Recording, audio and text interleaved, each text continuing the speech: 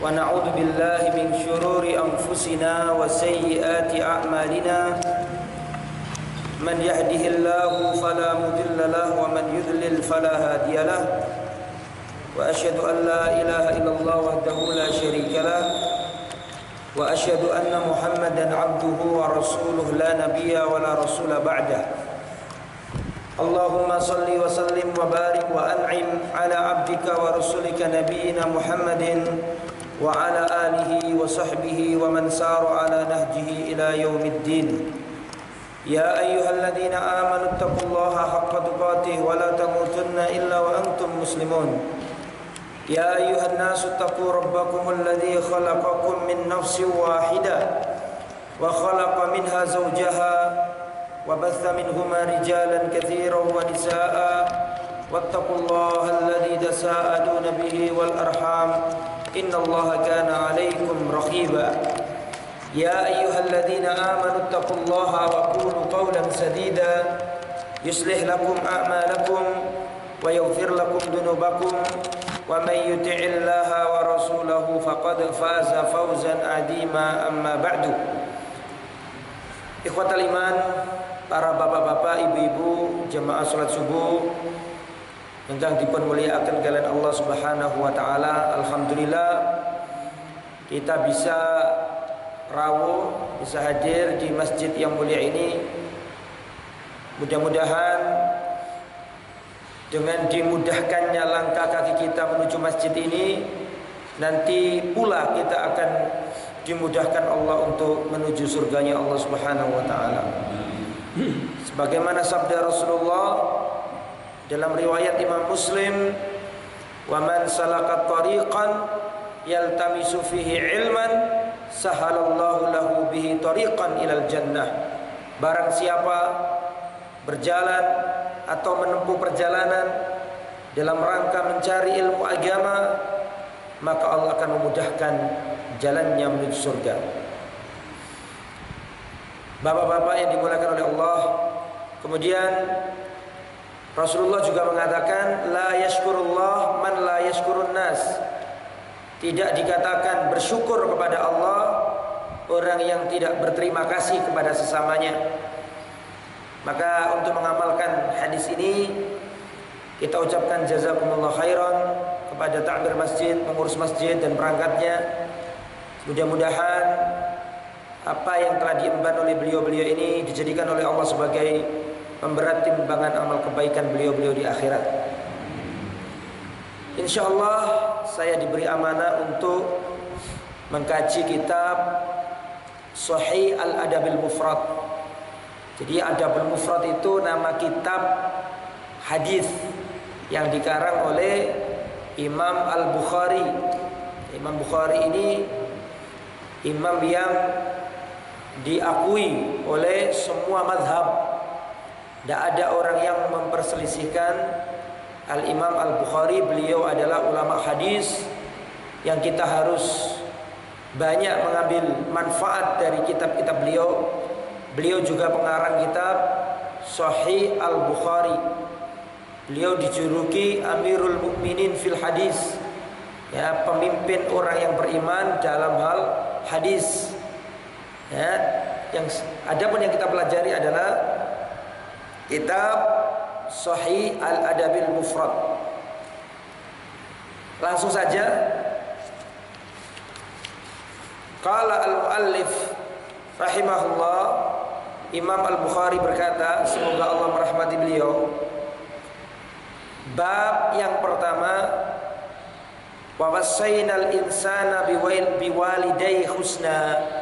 Bab berbuat baik, berbakti kepada orang tua. Jadi Imam Bukhari meletakkan bab pertama dalam kitabnya adalah bab birrul walidain, bab berbakti kepada orang tua. An Abi Amr Asy-Syaibani, dari Abi Amr Asy-Syaibani qala haddatsana sahibu hadid dar wa awma'a biyadihi ila dari Abdillah. telah mengabarkan kepadaku pemilik rumah ini, sambil menunjuk ke rumahnya Abdullah bin Mas'ud.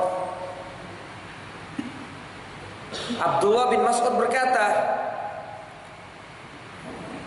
Sa'altun Nabiyya sallallahu alaihi wasallam. Abdullah bin Mas'ud bertanya kepada Rasulullah, Ya Rasulullah, ayyul amali ahabbu ilallah?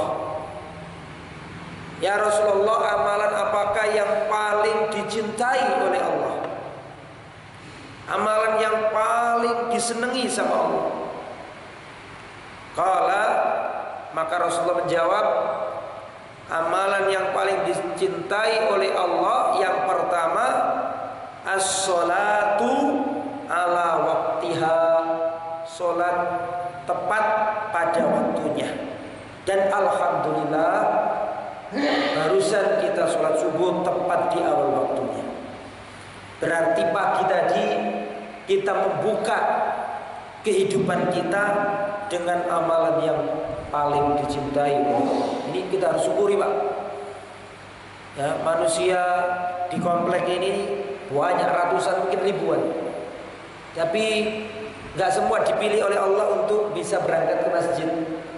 Dan saya panjenengan alhamdulillah dipilih oleh Allah untuk mau sholat jamaah. Yang mana sholat jamaah ini adalah amal yang paling dicintai oleh Rasulullah. Ditanya, ya Rasulullah, amalan apakah yang paling dicintai Allah? Jawaban Nabi yang pertama, as-salatu ala waktiha, sholat tepat pada waktunya. Ini mengisyaratkan sholat berjamaah karena tepat waktu. Qultu, kata Abdullah bin Mas'ud, aku bertanya lagi, tsumma ayyin ya Rasulullah? Setelah sholat tepat waktu, amalan apa lagi ya Rasulullah yang paling dicintai Allah? Qala, Rasulullah menjawab lagi, tsumma birrul walidain. Amalan nomor 2 yang paling dicintai Allah adalah birrul walidain, berbakti kepada kedua orang tua. Tsumma ayyun ya Rasulullah? Kemudian yang nomor 3 apa ya Rasulullah? Rasulullah menjawab, al-jihadu fi sabilillah, berjuang di jalan Allah Subhanahu wa ta'ala. Haddatsani bihinna, beliau mengabarkanku 3 hal. Walau istazattuhu lazadani, jikalau aku minta tambah pasti ditambah sama Rasulullah. Tapi aku tanya 3 saja, tidak aku teruskan. Bismillah.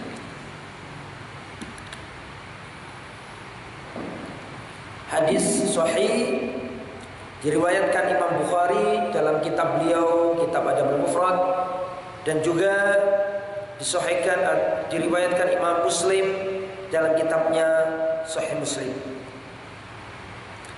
Pelajaran yang bisa kita ambil dari hadis ini, bapak-bapak, ibu-ibu, bahwa hak yang paling utama itu haknya Allah, sholat tepat waktu. Dan dulu sudah pernah saya terangkan di tempat ini, alhamdulillah, tentang masalah azan dulu, Pak, masih ingat? Saya terangkan keutamaan sholat berjamaah, sudah pernah saya sampaikan.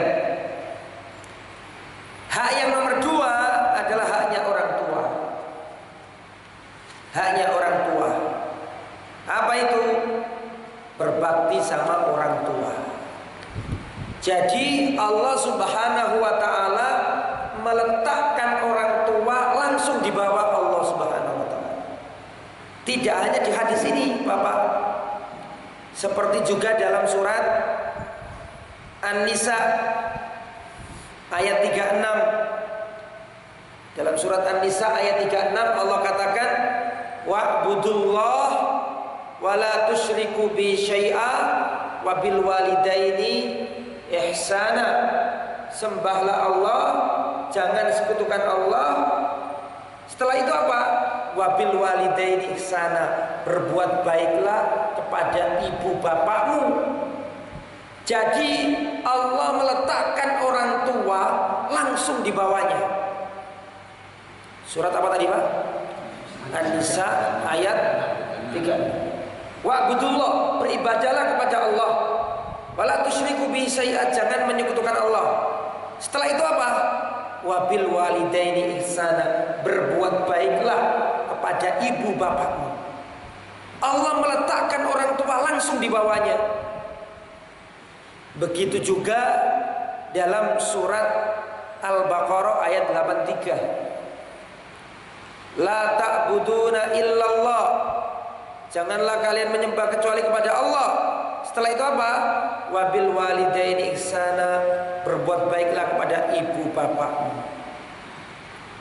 Banyak ayatnya, banyak hadisnya yang menerangkan bahwa Allah memposisikan orang tua langsung di bawah haknya.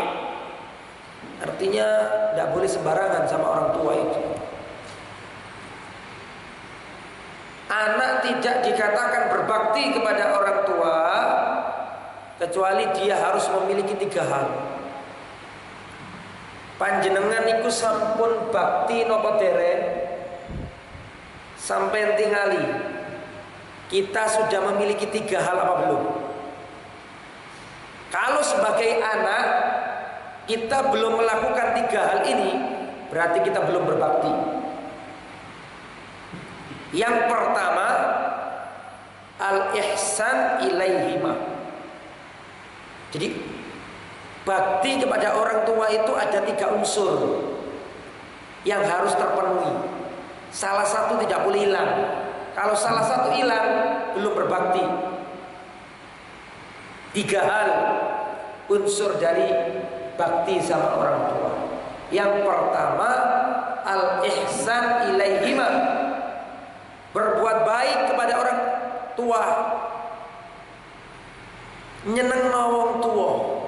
Itu pertama. Orang tua minta apa, kita kasih, kita berbunga hatinya. Itu yang pertama. Kedua, wala yu'dzihima, tidak boleh menyakiti orang tua. Ada anak itu bisa berbuat baik sama orang tua, tapi dia menyakiti. Ada anak itu ngasih ke orang tua, tapi nyakiti. Ada enggak? Ngasih, tapi nyakiti. Maka harus berbuat baik kepadanya. Yang kedua, tidak menyakitinya. Nomor 1 dan nomor 2 ini sulit, tapi banyak orang bisa. Ibunya minta apa dikasih, dan gak mau nyakiti ibunya. Sulit tapi banyak orang bisa. Yang paling sulit yang nomor 3, banyak yang gak bisa. As-sabru ala adzahuma, sabar dari gangguan orang tua. Ini banyak yang gak bisa. Orang tua minta apa, kasih sudah. Gak nyakiti. Tapi ketika orang tua sudah merepotkan, banyak anak yang gak bisa sabar. Padahal inti bakti itu apa? Sabar ketika orang tua sudah tua renta. Rahima anfun. Sungguh celaka. Man ya Rasulullah, sinten tiyang ingkang cilaka niku ya Rasulullah. Siapa orang yang celaka itu? Kok sampai panjenengan nyebut 3 kali?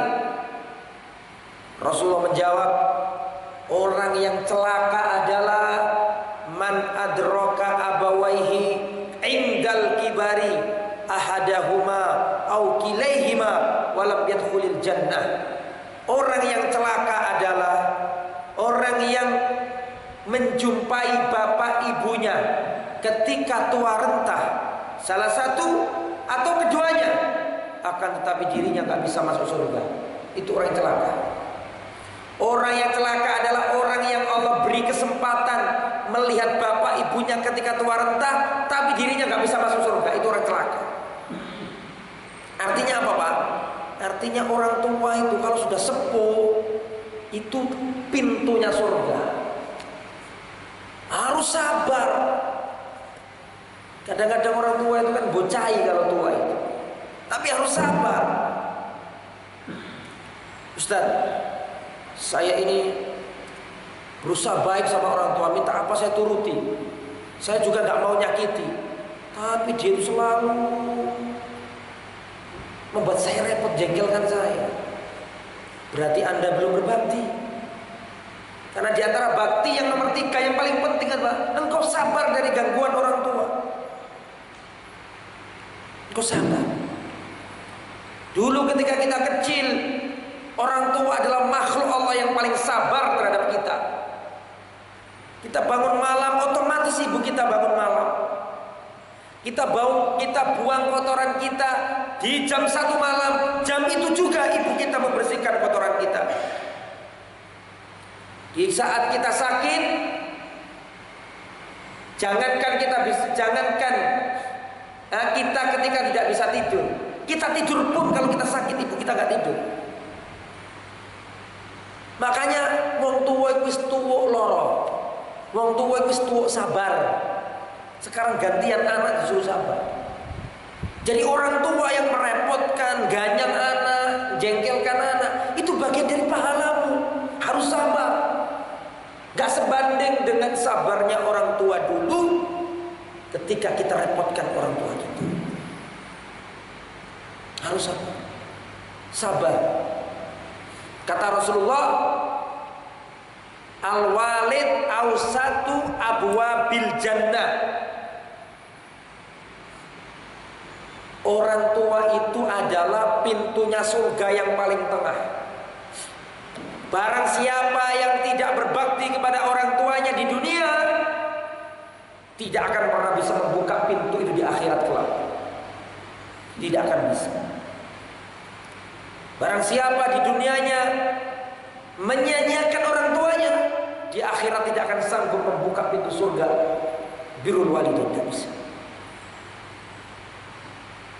Al-walid awsatu abwabil jannah.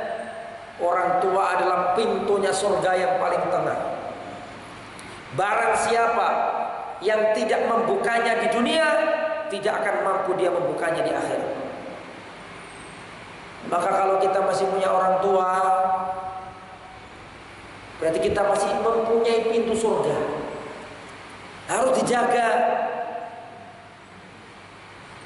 Karena kalau sampai orang tua kita sudah wafat, itu surga tertutup dan tidak akan kembali lagi kepada kita. Bakti sama Allah.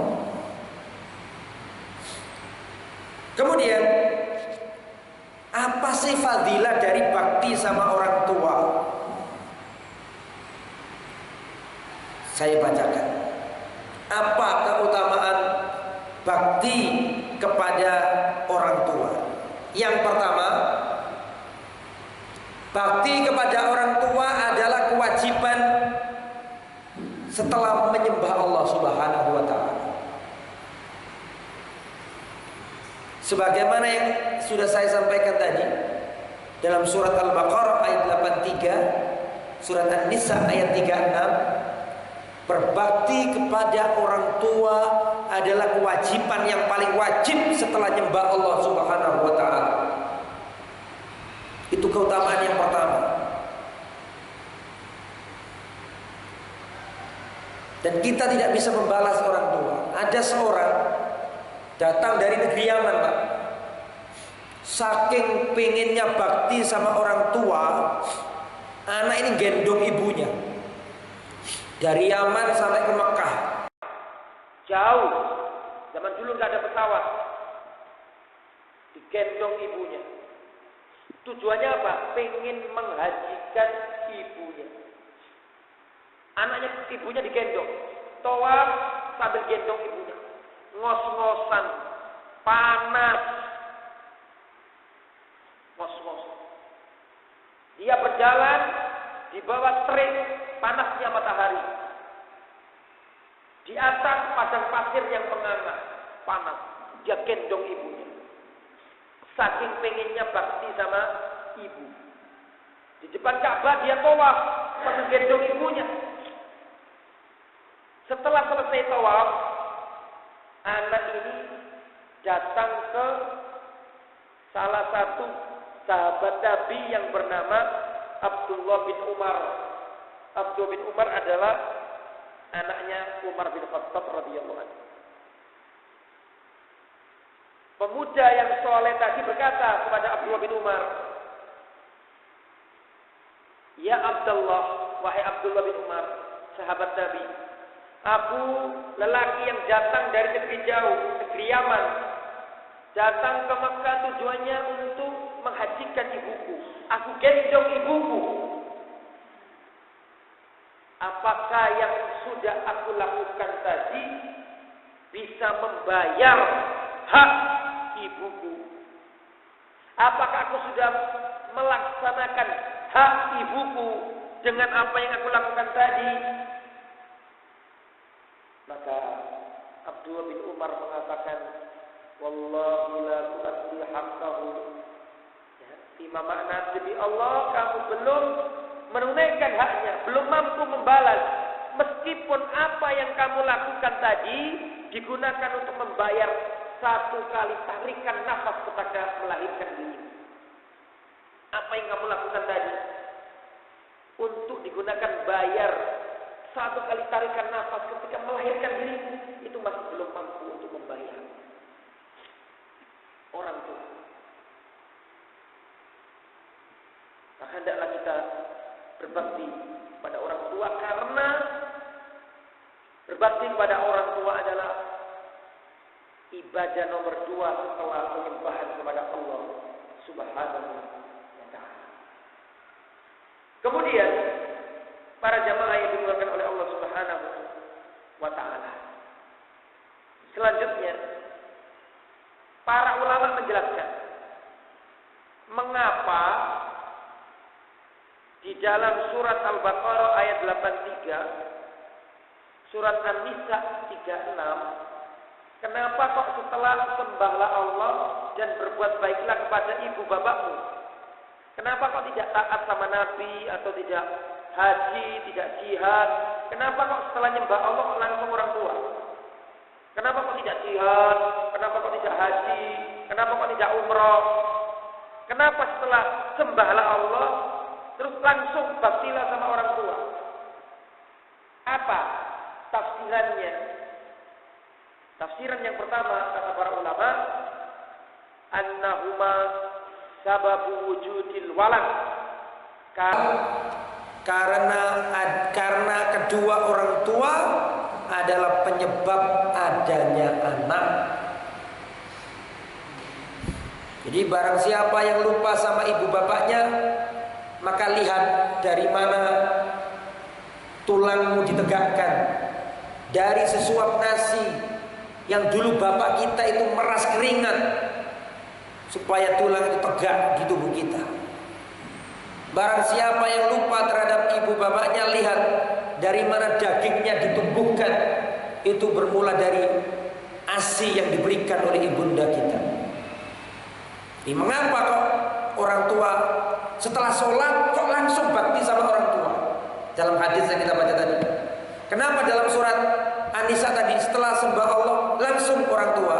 Yang pertama alasannya karena orang tua penyebab adanya anak. Yang nomor 2 alasannya li'anna in'amahuma yushbihu in'amallah, karena kasih sayang Allah itu mirip kasih sayang orang tua. Allah memberi kenikmatan kepada hamba, Allah tak harap kembali. Begitupun juga dengan ibunda kita. Ibu kita waktu kecil nyeboin kita, ngerawat kita, tidak terbesit dalam hatinya supaya nanti dibelikan mobil mewah sama anaknya. Tidak terbesit. Yang terbesit adalah bagaimana anakku ini tidak nangis, nyaman. Kasih sayang orang tua mirip kasih sayang Allah. Sejahat-jahatnya hamba, sakafir-kafiri menungso, Allah tidak menyetop oksigen. Meskipun kafir tetap biarkan dia hidup. Sama dengan anak, sak bejat-bejatnya anak, orang tua nggak tega menengadahkan tangannya ke langit dongo untuk kecelakaan anaknya, itu nggak tega. Sak bejat-bejate anak, wong tua iki sayang. Sama dengan Allah. Mirip kasih sayangnya. Bukan berarti menyamakan. Kalau menyamakan nggak boleh. Allah nggak boleh disamakan. Tapi mirip. Allah memberikan nikmat meskipun hamba ini tidak pernah sholat, meskipun hamba ini ada yang melakukan maksiat, dikasih sama Allah. Sama dengan orang tua. Sak bejat-bejate anak, wong tua gak teko, ndongakno elek nang anak gak teko. Terus yang nomor selanjutnya, mengapa kok bakti sama orang tua diletakkan nomor 2 setelah menyembah Allah? Yang nomor 3 adalah karena Allah tidak pernah hasad kepada hambanya. Begitu juga ayah dan ibu tidak pernah hasad kepada anaknya. Ada tak ibu yang hasad pada anaknya? Istri suatu saat khianat, saudara suatu saat iri dan dengki. Bukankah Yusuf dimasukkan, bukankah Nabi Yusuf dimasukkan di sumur karena hasadnya saudara-saudaranya? Betul apa tidak? Nabi Yusuf dimasukkan sumur oleh saudaranya karena apa? Hasad. Saudara bisa hasad, istri bisa khianat, tapi orang tua tidak pernah hasad. Ibu kita tidak pernah hasad kepada kita. Itulah makanya berbakti sama orang tua itu diletakkan nomor 2. Kemudian selanjutnya, keutamaan birrul walidain adalah tadi yang pertama ya, langsung di bawah Allah. Yang nomor 2, birrul walidaini sababun limardhatillah. Bakti sama orang tua adalah penyebab turunnya ridha Allah. Dalam hadis yang sahih diriwayatkan Imam Tirmidzi, Rasulullah mengatakan, ridallah fi ridal walidain. Ridhonya Allah itu ada pada ridho orang tua. Wa sukhtullah fi sukhtil walidain. Kemurkaan Allah itu ada pada kemurkaan orang tua. Selama sampean diridhoi wong tua loro, urip sampean enak. Pak, tidak ada ceritanya anak bakti sama orang tua terus hidupnya susah, itu tidak ada. Tidak ada. Dan tidak ada anak yang durhaka kepada orang tua terus uripe enak, itu mboten wonten, Pak. Meskipun sugih, meskipun omahe gede, tapi kalau berani sama orang tua, durhaka sama orang tua, yakin 100% sempit dadanya, tidak akan bahagia. Itu sudah janjinya Allah. Kalau orang tua ridho, Allah ridho. Nek wong tua gak ridho, Allah gak ridho. Ridho Allah fi ridhol walidain wa sakhtullah fi sukhtil walidain. Anak yang berbakti sama orang tua tidak akan pernah disia-siakan sama Allah. Tidak akan pernah disia-siakan sama Allah. Kalau kita ingin hidup kita bahagia, bahagiakan orang tua. Kalau kita tidak membahagiakan orang tua, pasti susah. Makanya kalau kita jumpai rumah tangga ini kok kacau, istri wah akhlaknya jelek, anak ini gak nurut, suami kok marah-marah, pasti ada yang salah antara dirimu sama orang tuamu. Perbaikilah hubunganmu sama orang tuamu agar Allah melapangkan rumah tanggamu, agar Allah melapangkan rumah tanggamu. Kemudian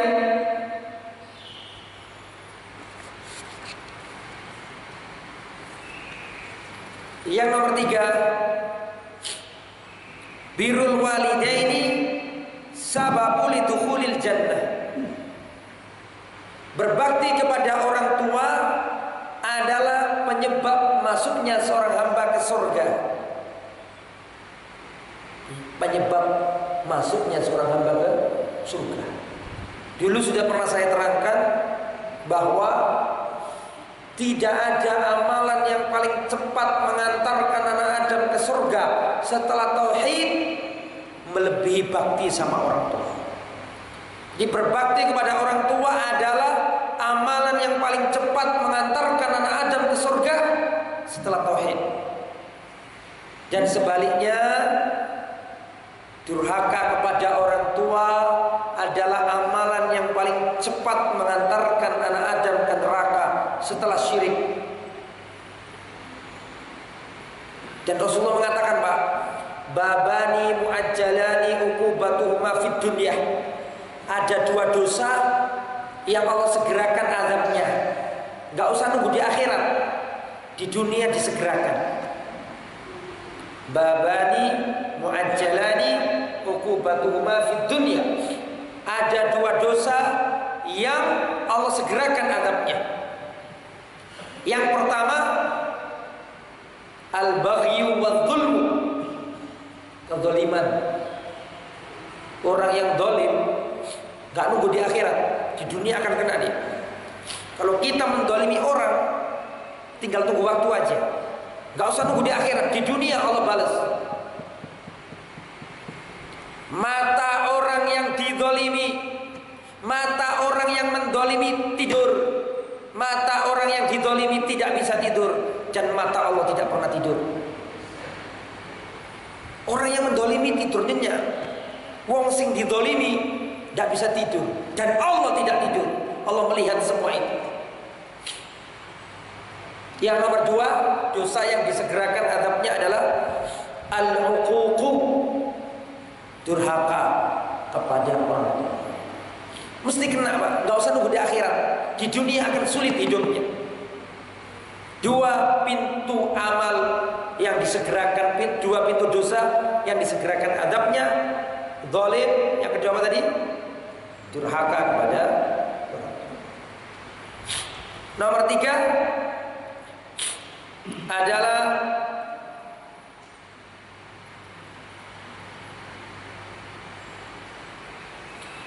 sababul maghfirah. Berbakti kepada orang tua adalah penyebab ampunan yang paling utama. Ada seorang sahabat yang datang kepada Abdullah bin Abbas. Aku telah melakukan dosa besar. Aku telah melakukan dosa besar. Maka kata Abdullah bin Abbas, ummuka hayyun, ibumu masih ada? Apakah ibumu masih ada? Kemudian dijawab, aku sudah gak punya ibu. Ya sudah, kalau gitu banyak-banyaklah amal soleh. Setelah orang ini pergi, ditanya sama muridnya, Abdullah bin Abbas ditanya muridnya. Orang ini tanya tentang pernah melakukan dosa besar, tapi kok panjenengan malah tanya, kamu punya ibu apa enggak? Jadi saya baca hadisnya. Nanti ada di kitab ini. Inni khatabtu imra'atan fa'abat an tankihani. Ada seorang datang kepada Abdullah bin Abbas. Abdullah bin Abbas itu sepupunya Nabi, keluarganya Nabi, ahli baitnya Nabi. Wahai Abdullah bin Abbas, inni khatabtu imra'atan, aku melamar seorang wanita. Fa'abat an tankihani, tapi dia enggak mau nikah sama aku. Lamaranku ditolak. Wa khatabaha ghairi, tiba-tiba dia dilamar oleh orang lain.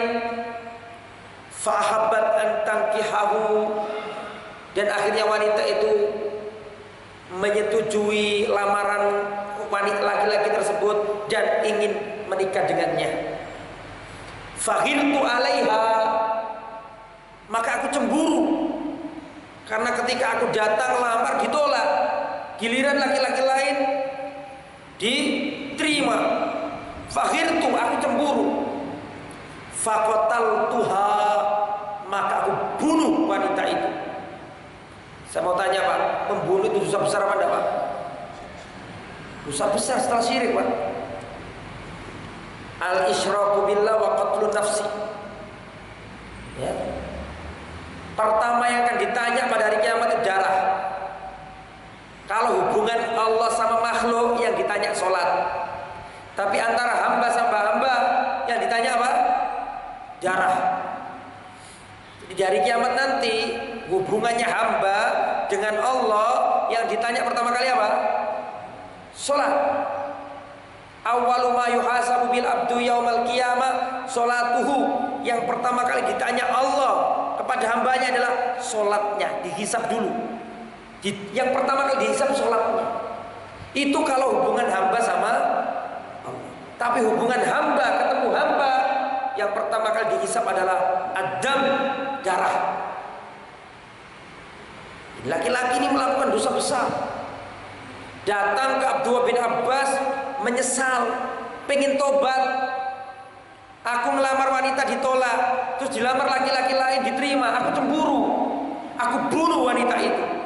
Dosa besar. Kata Rasulullah, la zawalud dunya ahwan indallah. Hilangnya dunia ini lebih ringan di mata Allah daripada satu darah orang Islam tertumpah. Dosanya besar Pak pembunuh. Teroris yang ngebom yang tanpa aturan itu dosanya besar.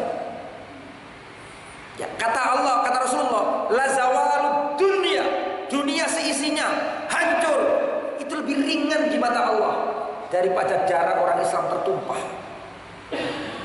Dan itu dilakukan oleh laki-laki ini. Saking bingungnya, takut dosa, dia datang ke siapa tadi Pak? Sinten? Abdullah bin Abbas, sepupunya Nabi. Fahalli min taubah, apakah aku masih bisa tobat? Dosanya besar. Wa may yaqtul mu'minan muta'ammidan fajaza'uhu jahannam. Barang siapa membunuh orang Islam dengan sengaja, fajaza'uhu jahannam, balasannya neraka jahanam. Besar. Dosanya menumpahkan darah itu besar. Hilangnya dunia masih ringan dibandingkan satu darah muslim tertumpah. Padahal di dalam dunia ini ada Ka'bah, betul tak?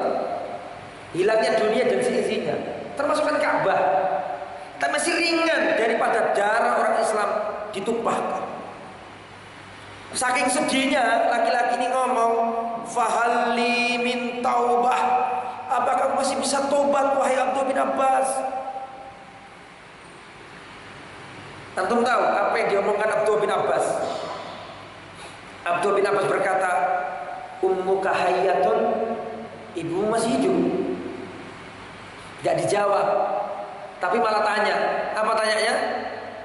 Ummuka hayyatun, ibu masih hidup. La, tidak, ibuku sudah wafat. Ya sudah, kalau gitu tub ilallah, bertobatlah kepada Allah. Wa taqarrab ilahi mastata'ta, dan mendekatlah kepada Allah semampumu. Sedekah, sholat, zakat, puasa, sholat malam, sholat duha, bab nyambung silaturahim. Karena ibunya sudah wafat. Setelah orang ini pulang pergi, ditanyai oleh muridnya Abdullah bin Abbas, lima sa'altahu an hayati ummihi. Wahai Abdullah bin Abbas, orang tadi kan pengen tobat karena pernah membunuh orang. Terus dia tanya kepadamu tentang bagaimana cara tobatnya. Tapi kenapa kamu kok malah bertanya kepadanya apakah ibu masih hidup apa tidak? Apa hubungannya tobat sama ibu masih hidup? Dijawab sama Abdullah bin Abbas, inni la a'lamu amalan aqrabu ilallah min birril walidah. Dijawab sama Abdullah bin Abbas, aku tidak tahu amalan yang lebih dekat kepada Allah melebihi bakti kepada orang tua. Artinya bakti kepada orang tua adalah sebab diampunkannya apa? Dosa. Kalau panjenengan merasa punya kesalahan, di antara cara menghapuskannya adalah baik-baiklah sama orang tua. Karena berbaik sama orang tua adalah penyebab diampunkannya dosa. Kemudian sababu istijabati doa. Yang nomor 5, bakti sama orang tua menyebabkan dikabulkannya doa. Dikabulkannya apa? Doa.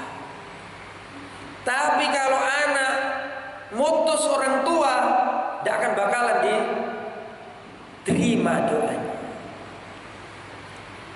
Ma min muslimin yad'ullah bida'watin laisa fiha ithmun wala qati'atur rahimin. Tidaklah seorang hamba, seorang muslim berdoa selama dia tidak berbuat kezaliman, selama dia tidak putus tali rahim orang tuanya, pasti Allah akan memberi salah satu di antara 3 kemungkinan. Jadi kalau kita mau berdoa, Pak, selama nggak zalim, selama nggak wani karo orang tua, pasti diberi salah satu di antara 3 hal. Kemungkinan yang pertama langsung Allah kabulkan. Langsung Allah kabulkan, itu yang pertama. Kemungkinan yang kedua, tidak langsung dikabulkan, tapi Allah simpan doanya orang tadi untuk akhiratnya. Kemungkinan yang ketiga, tidak dikabulkan langsung, tidak disimpan pada hari kiamat. Tapi kemungkinan yang ketiga adalah Allah jadikan doa tadi untuk menghindarkan orang yang berdoa dari musibah, penyakit, malapetaka, prahara, bala dan seterusnya. Jadi kalau ada orang berdoa selama 1 tidak berbuat zalim, 2 tidak durhaka kepada orang tua, tidak putus silaturahim, pasti diberi salah satu di antara 3 hal. Dikabulkan langsung, atau disimpan di akhiratnya, atau yang nomor 3 apa?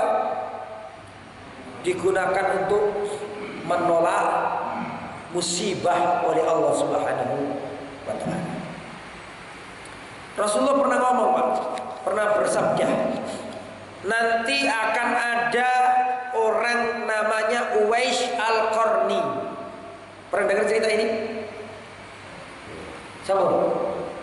Ada Rasulullah ngomong sama sahabat, nanti ada orang namanya Uwais Al-Qarni, datang dari negeri Yaman. Anaknya berbakti sama orang tua. Dulu pernah kena penyakit sopak bule, terus Allah sembuhkan, tinggal 1 dirham gini, masih ada. Kalau nanti suatu saat kamu ketemu sama laki-laki itu, minta doa darimu. Rasulullah wafat sallallahu alaihi wasallam, Abu Bakar wafat radhiyallahu anhu di zaman Umar bin Khattab. Umar bin Khattab ini kalau ada jemaah haji dari Yaman, dicari-cari sama siapa? Umar, karena wasiat Nabi tadi. Tanya-tanya, apakah di antara kalian ada orang yang namanya Uwais? Terus dicari sampai akhirnya ketemu. Saya Uwais Al-Qarni. Apakah kamu datang dari negeri Yaman? Nggih. Leres betul. Apakah kamu dulu kena penyakit sopak, terus Allah menyembuhkanmu? Kecuali segini yang belum sembuh. Iya betul, ini masih ada. Aku dulu. Kamu punya orang tua? Iya betul. Kamu dari suku ini, suku itu? Iya betul, itu aku. Kata Umar, doakanlah aku, karena aku mendengar Rasulullah SAW. Pertanyaannya, apa yang menyebabkan Uwais Al-Qarni ini doanya dikabulkan Allah? Apa penyebabnya? Sama jawab, Pak. Birrul walidain, bakti sama orang. Jadi bakti sama orang tua itu penyebab dikabulkannya doa. Sebaliknya, durhaka kepada orang tua penyebab terhalangnya doa. Oke?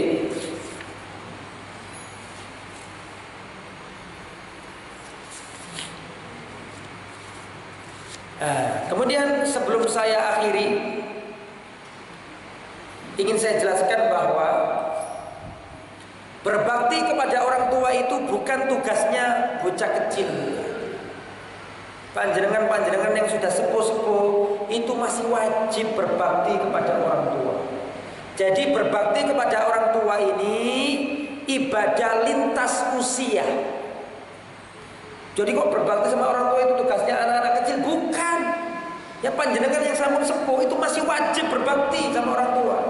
Jadi berbakti sama orang tua itu tugasnya semua manusia selama masih punya nyawa. Bukan tugasnya anak kecil.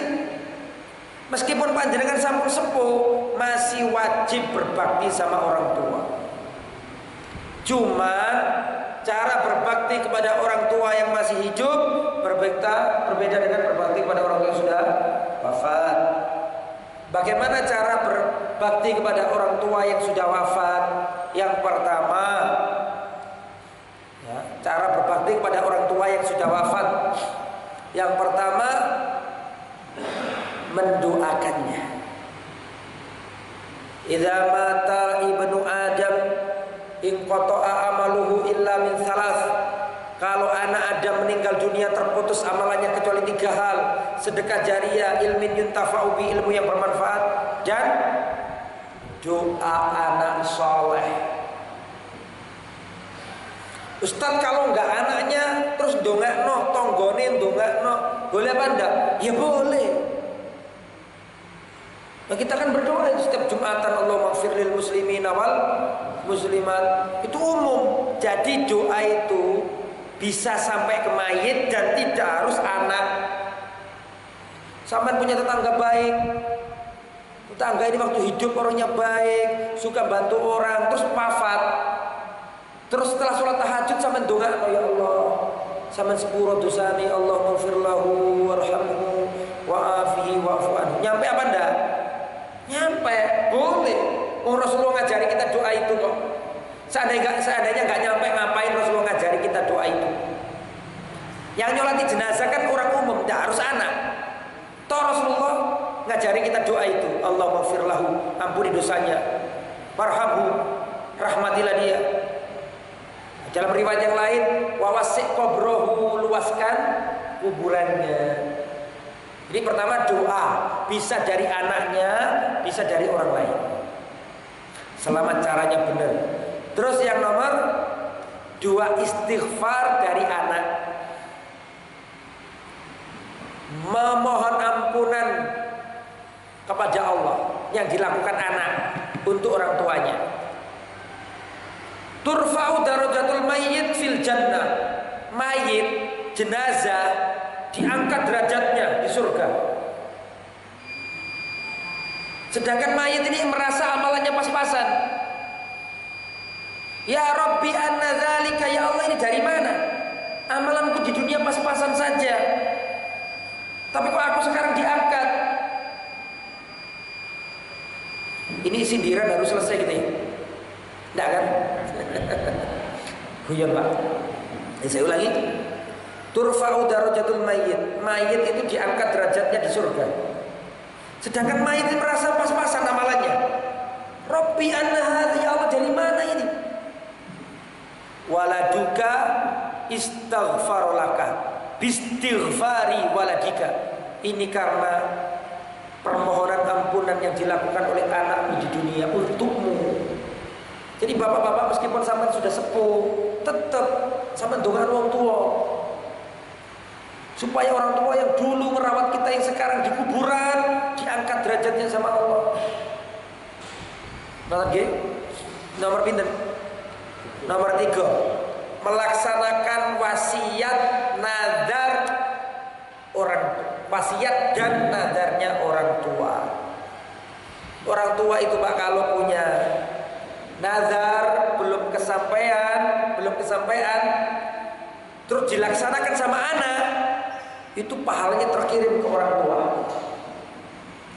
Atau orang tua punya wasiat, aku nanti nak kalau mati tolong sebagian dari harta warisanku tolong kasihkan yatim piatu, yayasan sosial, masjid.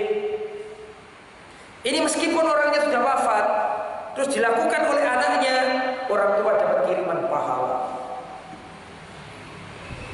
Nomor berapa? 4. Tasdidud dain, bayar utangi wong tua. Membayar hutangnya orang tua. Tuh ya. Yang nomor 5. Dalam 5 ya. As-shadaqatu anhuma, bersedekah untuk niat kedua orang tua. Panjenengan memiliki keluasan rezeki, wis panjenengan infakkan untuk anak yatim, diniatkan orang tua, boleh. Sampai karena ada hadis yang mengatakan, hadis riwayat Imam Bukhari, Sa'ad bin Ubadah, seorang sahabat Nabi berkata, "Ya Rasulullah, ibuku wafat, sedangkan aku nggak ada di sisinya." Jadi ada seorang sahabat, ibunya wafat, pas nggak ada di sampingnya. Setelah ibunya dikubur, gelo, ngerti gelo ya Pak? Napa gelo nih? Kecewa karena nggak sempat ngeramut ibunya. Akhirnya sahabat ini datang ke Rasulullah. "Ya Rasulullah, inna ummi qad tufiyat." Ya Rasulullah, ibuku wafat, sedangkan aku pada waktu itu nggak ada di sampingnya. Sekiranya aku bersedekah dengan kebun ini, apakah sampai pahalanya ke ibuku? Kata Rasulullah, tasoddaq, sedekahkan dan pahalanya sampai ke ibu. Ngerti nggih? Terus nomor pinten? Nomor 6. Ini yang paling penting, Pak, dan sering dilalaikan. Nyambung tali rahimnya orang tua. Nyambung tali kerabate wong tua. Kalau sampeyan pengen orang tua yang sudah wafat dapat kiriman pahala, sampeyan ingat-ingat orang-orang yang dulu disenangi bapak ibu kita, terus sampeyan sambung. Paham ya? Betul? Kalau sampeyan ingin bakti sama orang tua dan orang tua dapat kiriman pahala, sampeyan iling-iling wong sing dulu disenangi bapak kita itu apa wae. Makanya meskipun sampeyan ini orang kota, bapak sampeyan itu orang desa, sampean sudah kecil di kota, tetap harus ke desa, Pak. Karena di desa itu ada paman sampean, ada pak de sampean, ada ponakan, ada sepupu sampean. Itu nek sampean sambung, orang tua dapat kiriman pahala. Pentingnya nyambung silaturahim. Enggak kok, enggak ada siapa-siapa, orang tua sudah mati dua-duanya. Tetapi kan ada paman, ada pak de, ada kerabat. Masalahnya bukan sama kita. Masalahnya sama wong sing mati lho Pak, oleh kiriman pahala Pak. Wong tua duwe dulure di desa. Sampai di kota. Cara berbakti kepada orang tua yang sudah wafat, nyambung tali rahimnya orang tua. Ke desa, tetap disambung supaya orang tua dapat kiriman pahala. Ngoten nggih? Abdullah bin Umar pernah naik keledai, khimar, sama bawa surban dulu. Tiba-tiba ada orang Arab Badui. Ada orang Arab Badui, orang pedalaman, bukan orang kota, orang desa. Abdullah bin Umar sama sahabat-sahabat bawa khimar, bawa apa tadi? Surban. Ketika melihat orang Arab pedalaman ini, Abdullah bin Umar turun dari keledainya. Turun dari khimarnya. Terus dia memberikan khimar tadi kepada orang Arab Badui. Memberikan surbannya kepada orang Arab Badui. Setelah itu beliau dikritik sama teman-temannya. Itu kan orang pedalaman, kenapa nggak dikasih surban saja? Kok malah dikasih khimar? Khimar itu kalau sekarang kan sudah motor. Tempat jalan-jalan dulu. Kenapa kok Anda kasih khimar plus surban? Kenapa nggak surban saja? Kok dia itu loh orang pedalaman. Seandainya Anda kasih khimar, dia sudah senang. Seandainya sudah Anda kasih surban, sudah senang. Maka jawabannya Abdullah bin Umar, aku melakukan itu karena aku masih ingat bapaknya orang ini dulu disenangi bapakku. Ada bapaknya orang ini dulu waktu hidup disenangi bapakku. Jadi kalau kita ingin berbakti pada orang tua tua yang sudah wafat, sambung tali rahimnya orang tua. Maka nggih, ingkang saged kula sampaikan dalam pertemuan kali ini tentang satu hadis Pak. Hadis tentang bakti sama apa? Orang tua. Insyaallah kita laksanakan bila Allah Subhanahu wa taala menghendaki, bila Allah mengizinkan, insyaallah kita lanjutkan pada kesempatan yang akan datang. Ini ada pertanyaan apa? Tidak.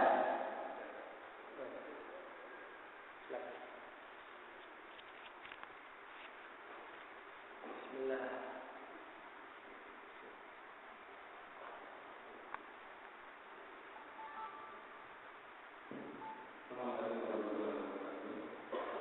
Makanan atau minuman yang sebenarnya menurut medis atau dokter itu bisa membahayakan kesehatan beliau.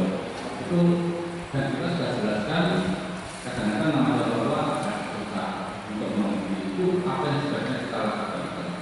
Terima kasih. Selamat warahmatullahi wabarakatuh. Assalamualaikum. Ini pertanyaan bagus ya. Jadi orang tua kita sakit-sakitan misalnya. Menurut diagnosa dokter kena penyakit ini yang tidak boleh makan ini. Tapi namanya orang tua pengen makan yang seger-seger. Tapi kalau itu dikasihkan akan membahayakan kesehatannya. Apa yang dilakukan anak?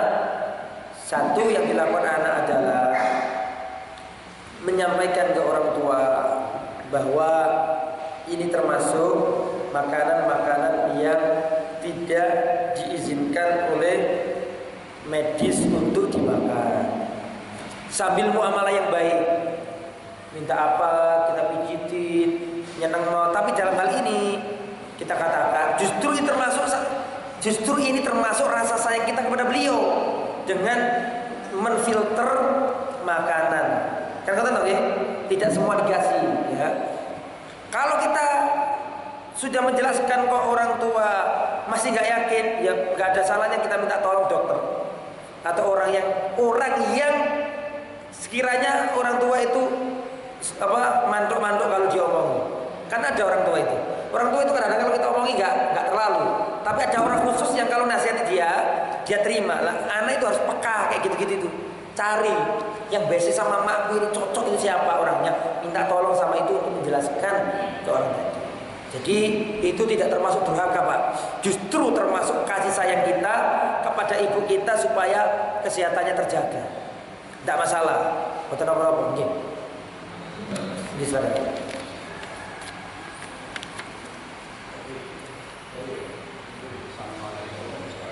Waalaikumsalam warahmatullahi wabarakatuh. Dan bagaimana cara berbagi kita terhadap orang tua yang sudah meninggal lain akidah. Lain akidah. Ya. Satu, yang kedua, orang tua kita yang lain akidah itu masih hidup. Bagaimana kita mohon doa restunya orang tua tidak ada. Orang tua masih hidup. Yang meninggal adalah orang tua lagi masih hidup. Terus bagaimana kita mohon doa restunya terhadap ibu itu? Karena kan dari orang tua adalah dari Allah kan.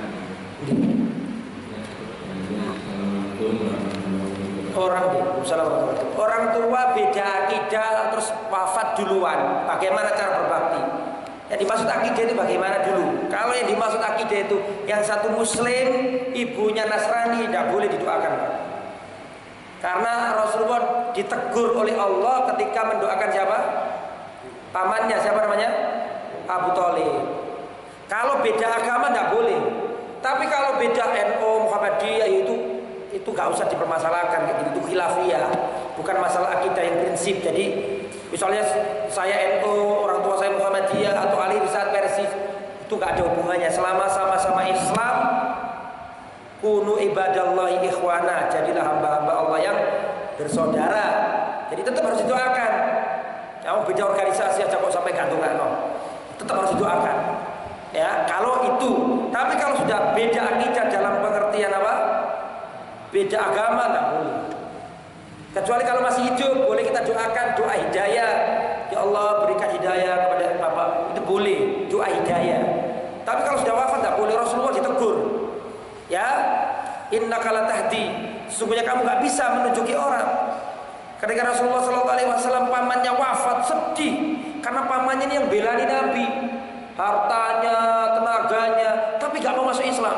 Sedih Rasulullah. Turun ayat nggak boleh doakan. Termasuk Nabi Nuh dilarang doakan anaknya karena anaknya mati.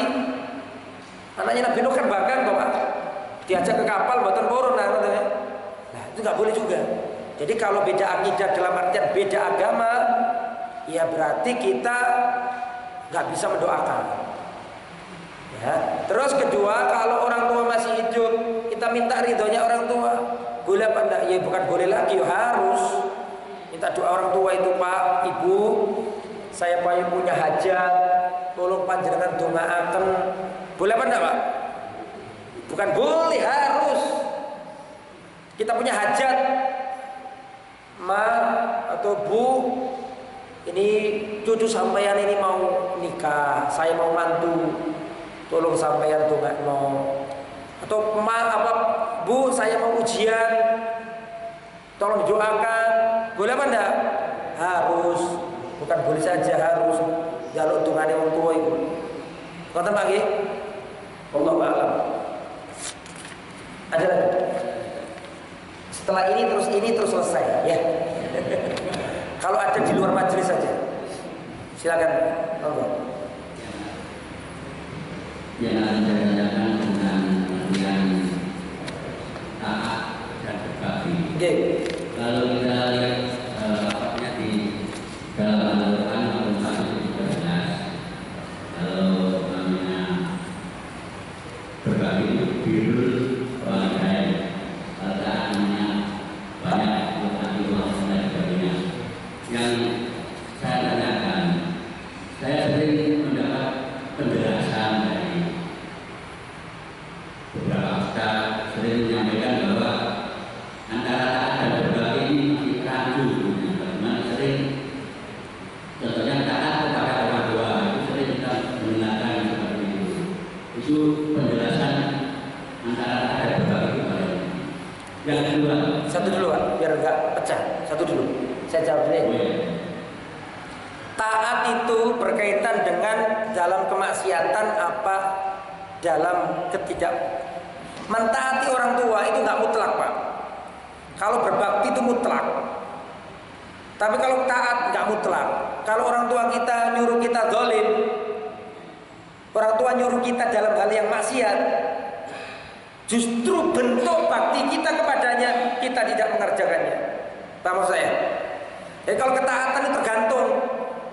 Tapi kalau bakti, meskipun orang tua kafir tetap berbakti, Pak. Paham saya?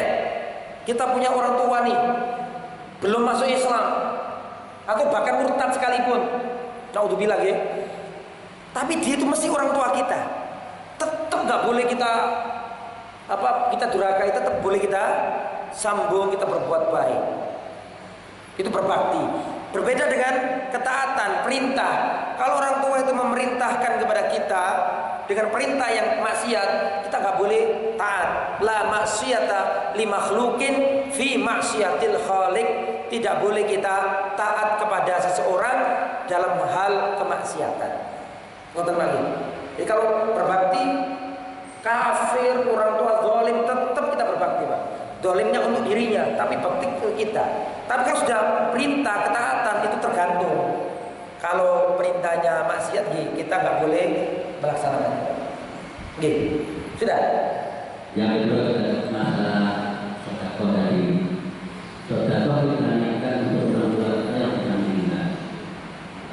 Itu apakah tidak menyelisih dengan hadis yang kita sampaikan yang tadi itu sedang tiga. Ya, makanya kita harus belajar usul fikih. Belajar usul fikih supaya kita tahu bahwa ada umum, ada khusus, ada mutlak, ada muqayyad. Jadi kalau ada dua hadis, nggak usah kita benturkan. Selama-sama dua-duanya sahih ya kita jalankan. Dan itu tidak tidak kontradiktif. Karena Rasulullah juga mengamalkannya. Ya, ini hadis Bukhari, Pak. Ya Rasulullah, inna ummi qad tuwfiyat. Ya Rasulullah, ibundaku telah wafat. Wa inni ghaibun anha. Sedangkan aku pas waktu itu enggak ada di sisinya. Afa atau sedekah, kalau aku bersedekah apakah sampai pahalanya ya Rasulullah? Kata Rasulullah, tasaddaq, sedekahkanlah dan pahalanya sampai ke ibundamu. Jelas tidak memerlukan interpretasi lagi.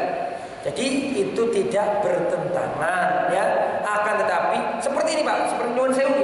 Contoh dalam Al-Qur'an dikatakan innama harrama alaikumul maitata waddama wa lahmal khinzir. Yang diharamkan itu bangkai, darah babi, terus apa lagi? Gak disebutkan tikus, tidak disebutkan anjing, tidak disebutkan apa? Celeng. Kalau kita patokan pakai ayat itu toh nggak mau ngambil hadis, banyak yang seperti MTA, Majelis Tafsir Al-Quran yang ada di Solo, saya dengar ya, wallahu alam. Saya dengar katanya membolehkan makan, wallahu alam saya nggak tahu, katanya boleh makan tikus karena dalilnya nggak ada di Al-Quran. Innama harrama, yang diharamkan hanyalah yaitu al-maitata waddama wa lahmal khinzir. Kalau kita patokan sama ayat ini toh, waduh bahaya. Makanya kita gabungkan. Di sama ada hadis-hadis yang lain. Rasulullah melarang makan ular. Kan gitu kan? Kalau disebutkan di dalam Al-Quran. Artinya kalau ada dalil sama dalil, selama bisa digabung, tidak boleh kita buang salah satu. Kalau kita belajar usul fikih, kalau ada dalil kayaknya kontradiktif, kata para ulama, pertama itu dikompromikan dulu. Kalau dikompromikan nggak mungkin, baru ditarjih. Kalau ditarjih nggak mungkin, dinasah. Ini harus belajar di kampus dulu atau di kelas dulu. Kalau diterangkan di sini agak ribet. Tapi intinya selama bisa dikompromikan dulu. Sedangkan hadis ini sahih, hadis sedekah juga sahih, maka kita dan nanti kan ada ayat gini Ustaz, mungkin sampai berdalil dengan ini Pak. Ada orang berdalil ini. Wa an laisa lil insani illa ma sa'a. Manusia enggak dapat pahala kecuali yang ia usahakan sendiri. Kan kata nggih? Wonten ayat ini bener. Ayat ini enggak salah. Orang enggak akan dapat pahala kecuali yang ia usahakan. Kata Rasulullah, wal waladus shalih min kasbi. Anak yang saleh itu hasil jerih payah orang tua. Artinya kalau anak ini sedekah, kenapa kok dia sedekah? Karena dididik oleh orang tua. Jadi ayat hadis sedekah tadi itu tidak bertentangan dengan wa an laisa lil insani illa ma sa'a. Manusia tidak dapat apa-apa kecuali yang ia usahakan sendiri. Dan termasuk yang diusahakan orang tua adalah anak soleh. Kalau anak soleh sedekah, orang tua dapat pahala. Jadi tidak harus ditabrakkan, Pak. Kecuali yang nggak ada tuntunannya, seperti ngeten ngapunten sama tujuh tersinggung Pak. Ngapunten contoh gitu nih. Ya Allah, saya sholat duha, ya Allah tolong pahalanya kirim ke orang tua saya. Lah ini Rasulullah mboten nate ngamalaken sampean sholat duha yo kangge sampean gitu loh. Tapi kok nek mari sholat duha sampean ndongakno wong tua terserah gitu loh. Karena mboten tuntunan, tapi kalau sedekah, baca apa tadi? Istighfar, doa apalagi fasiat itu ada dalilnya semua. Jadi yang ada dalilnya kita jalankan, yang boten ya tidak gitu. Tapi kalau panjenengan sholat duha tanpa niat dikirim sekalipun, otomatis orang tua dapat pahala tarbiyah, pahala mendidik anak. Di sekolah cek pinter, dulu disangoni kuliah, boten nggih. Jadi sebenarnya tanpa niat dikirimkan itu Pak, apa yang dilakukan anak itu otomatis orang tua dapat pahala, otomatis.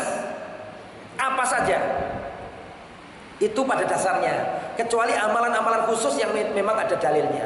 Karena kalau ada anak baik, misalnya panjenengan nih soleh, sampai sholat tahajud gak usah dikirim. Ya Allah saya sholat tahajud, tolong kirim ke orang tua saya pahalanya. Gak usah. Sampai sholat tahajud kalau ikhlas, otomatis orang tua dapat pahala. Karena dulu orang tua itu yang berjerih payah nyekolahkan kita. Kan ada hadisnya Pak, barang siapa menunjukkan ke jalan kebenaran, maka dia dapat pahala, dan dapat pahala orang yang melakukan. Mboten nggih? Sama atau tidak berbaktinya anak laki-laki dengan anak perempuan? Sama saja. Anak laki-laki, anak perempuan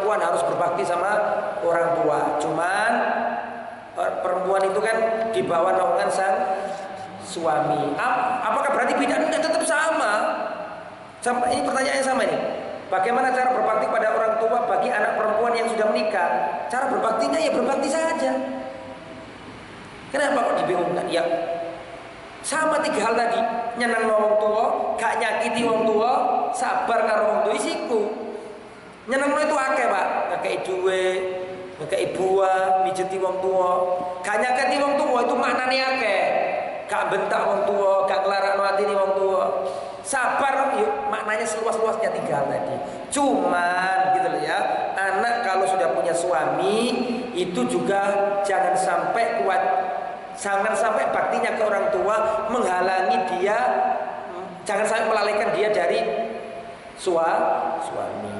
Terus gini Ustaz, kalau sama-sama kita diperintah, suami merintah, ibu merintah, yang didahulukan perintah ibu apa suami? Hah? Belum tentu juga, Pak. Enak-enak bapak ini. Lagi nih. Ini. Suami ini ibu ngomong, "Dek, tolong tuh ana rokok." Ibu nak tolong aku terona rumah sakit. Endi sing sampean cilik kok? Itu gak mesti. Tergantung perintah, Pak. Meskipun secara umum memang suami punya hak lebih daripada orang tua. Tapi dalam pelaksanaannya ya tergantung juga. Tergantung apa perintahnya, maslahatnya. Dan hendaklah suami juga paham. Suami ngejak istri menghadiri walimah. Atau ngejak ini istri belanja. Tapi mertuanya lagi sakit. Ini suami harus paham. Bukan kok mentang-mentang kamu harus taat aku, tidak boleh. Dosa loh suami kayak gitu. Jadi makna istri mendahulukan suami itu bukan berarti maknanya mendolimi siapa? Si orang tua, bukan. Prakteknya tetap maslahat keduanya, jangan sampai ada yang terdolimi. Sampun ya? Sama tidak kesel. Kalau ada pertanyaan di luar tidak apa-apa. Mudah-mudahan bermanfaat. Mohon maaf atas segala kekurangan dan kesilapan. Kalau ada kata-kata saya yang tidak berkenan, kasar, saya mohon maaf. Mudah-mudahan ini menjadi berkah. Kita buka hari kita dengan mengaji. Mudah-mudahan ini bermanfaat. Subhanakallahumma wa bihamdika asyhadu an la ilaha illa anta astaghfiruka wa atubu ilaik. Wa sallallahu ala nabiyyina Muhammad wa ala alihi wa sahbihi ajma'in. Wa akhiru da'wana alhamdulillahi rabbil alamin. Wassalamu alaikum warahmatullahi